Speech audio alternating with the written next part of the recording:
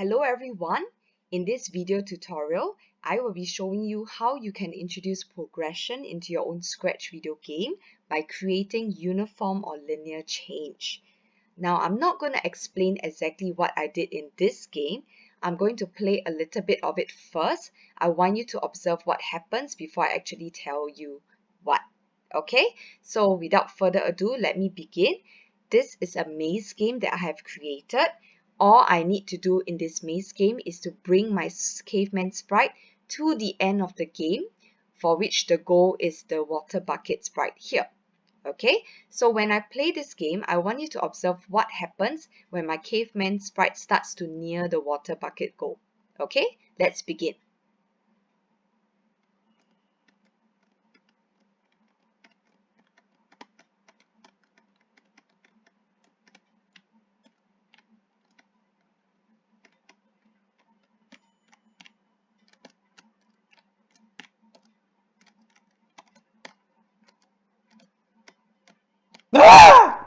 Oops, got a little bit of trap there, but no worries, can still continue.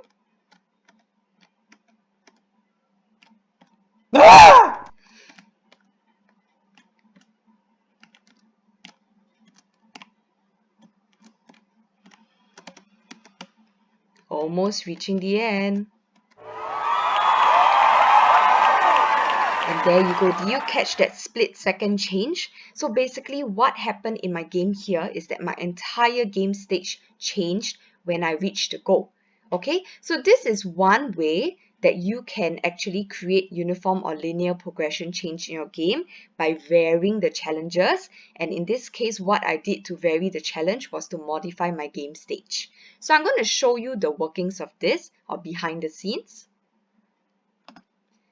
Now, for my maze game that I've created, I didn't modify the game stage on a stage backdrop. I did it on a sprite instead.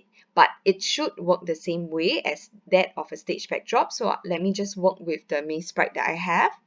Okay, if I were to click on the costumes tab of my maze sprite, you will see that I have created many different costumes for the maze sprite. Alright, and each of this costume actually looks quite similar to the other. So there's not much of a complexity change. It's more of the challenges. Okay, it's varied. Alright, the look varies. It's not a matter of whether one costume is more complicated or more complex than the other. It's more of a difference. Okay, so this is one way you can create linear progression with a costume change for your game stage. Okay, now what is the code responsible for this? I'm going to jump back to my code panel here. For my maze sprite, it actually received a hidden message that says next maze for it to do the costume change. Okay, and of course I have fixed it to start with maze 1 costume whenever I click the green flag. Okay, but this is not the important code here. The important code here is this part, receiving a hidden message for it to change costume. Okay, so now let's try to understand where did this hidden message come from. Okay, it comes from another sprite. It comes from my caveman player sprite. So as you can see in this one code script here that I have of the caveman sprite, I'm just going to read it out. If my caveman sprite touches the water, he cheers for himself, he goes back to the starting position of the game, and then he broadcasts a hidden message next maze, which then triggers my maze sprite to change the costume and then vary the game stage of the maze game.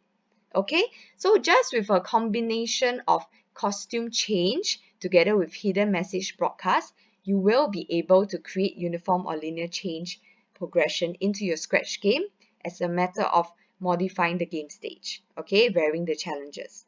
Alright, so this is very easy to do.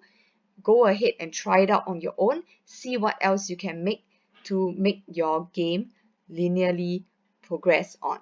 Okay, so have fun, enjoy the process.